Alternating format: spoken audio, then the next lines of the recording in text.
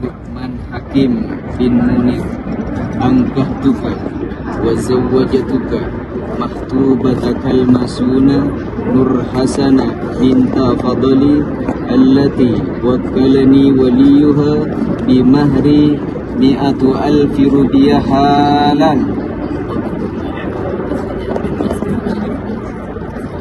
Ustaz?